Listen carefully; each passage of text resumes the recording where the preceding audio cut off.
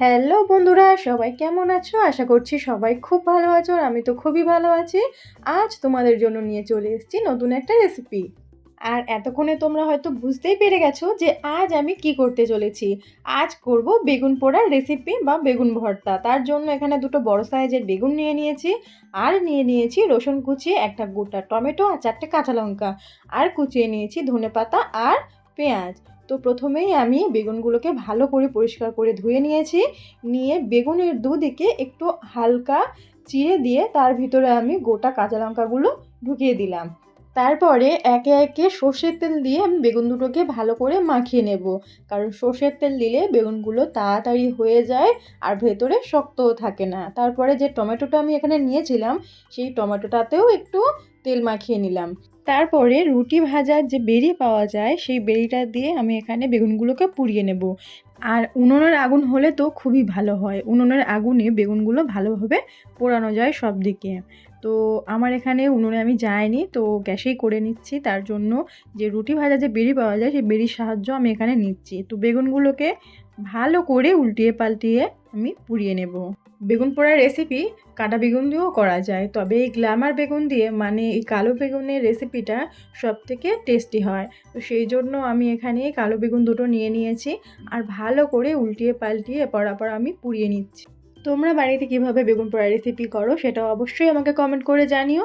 আর বেগুন আমি এপার ওপার উল্টিয়ে পাল্টিয়ে ভালো করে পুড়িয়ে নিয়েছি। বেগুন পোড়া আমার পুরোপুরি এখানে রেডি হয়ে গিয়েছে। আর যে টমেটোটা আমি এখানে দিয়েছিলাম সেটাও আমি উল্টিয়ে পাল্টিয়ে ভালো করে পুড়িয়ে নিচ্ছি। আর যে রসুনের কোয়াগুলো আমি এখানে নিয়েছিলাম সেগুলো আমি এখানে ভালো করে একটু ভেজে নিচ্ছি। হালকা একটু ফ্রাই করে নিলেই হবে। বেগুন ভর্তা বা বেগুন পোড়ার রেসিপি এমন কোনো ব্যাপার নয়, যে কেউ একটা বানিয়ে ফেলতে পারে।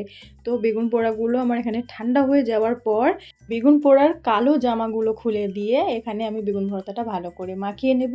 আর টমেটোরও কালো জামাটা আমি এখানে খুলে দেব, কারণ কালো জামা পরে থাকতে একদমই দেখতে তোমাদের ভালো লাগছে না। ওই জন্য কালো জামা খুলিয়ে দিয়ে এখানে ভালো করে আমি এগুলোকে চটকিয়ে চটকে মাখিয়ে নেব।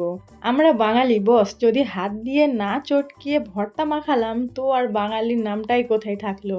এখানে কাঁচা লঙ্কা, রসুন কুচি, টমেটো, বেগুন সবগুলো আমি চটকিয়ে নিয়ে দিয়ে দিলাম সর্ষের তেল আর লবণ। তারপরে এখানে অ্যাড করলাম কুচিয়ে রাখা পেঁয়াজ আর ধনেপাতা, দিয়ে ভালো করে চটকিয়ে চটকিয়ে আমি ভর্তাটা মাখিয়ে নেব। আর এখানে কোনো কিছু উপকরণ দেওয়ার প্রয়োজনে নেই, সব কিছু উপকরণ অ্যাড করা হয়ে গিয়েছে। এবার ভালো করে মাখিয়ে নিলেই আমাদের বেগুন ভর্তার রেসিপি পুরোপুরি রেডি।